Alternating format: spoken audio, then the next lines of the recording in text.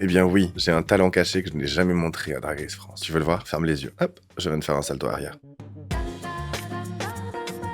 Hello Combini, c'est la Big Bertha, avec la joie. Mon icône drag absolue, Shunane a répondu Divine. Et je pense que oui, il y a un petit peu de Divine. Mais il y a aussi beaucoup de ma maman drag. Ulrika von Glott, n'est autre que Marianne James. Bisous maman. Je pense que niveau esthétique, et même moi, je me surprends aussi des fois avec mes looks, comme le look chirurgie qu'on a vu sur la saison. Jamais de la vie, j'aurais imaginé mettre ça, mais j'en étais extrêmement fier. L'artiste drag qui mérite de percer dans une nouvelle saison, il y a un artiste drag que j'adore qui s'appelle Jean Biche. Je l'adore, il est vraiment fantastique et il propose un drag qui est totalement différent. Il y a aussi Ego Scorpion, qui est un drag queer, qui est très rock, que j'aime beaucoup. Esther aussi. Il y en a 36 000. Mais par contre, en démol, si vous voulez que je fasse le cast, je suis là avec vous. Hein. La rabatteuse.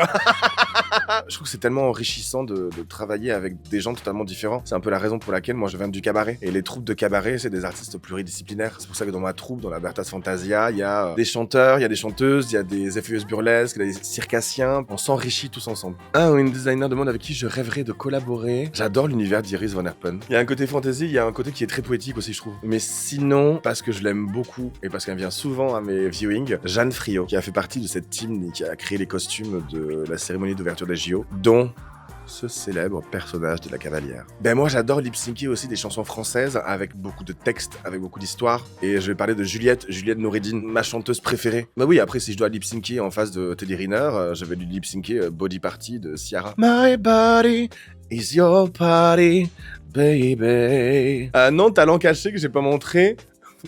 Les claquettes. Bah ouais, j'ai fait 6 ans de claquettes, je l'ai jamais montré.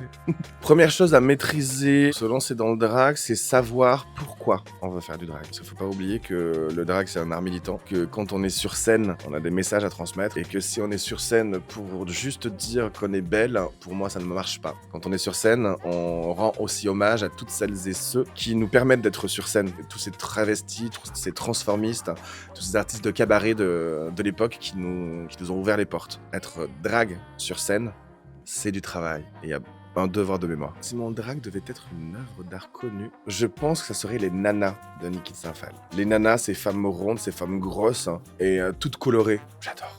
Petit secret de tournage, oui, ma chambre d'hôtel, qui, après le ball, ne ressemblait plus du tout à une chambre d'hôtel. On ne voyait plus la moquette, on ne voyait que des sequins. Ces fameux sequins qu'on a cousu dans ma chambre. Je dormais dans du sequin, je me douchais avec du sequin, c'était l'enfer. Et je demandais à l'hôtel, excusez-moi, faut vraiment nettoyer ma chambre.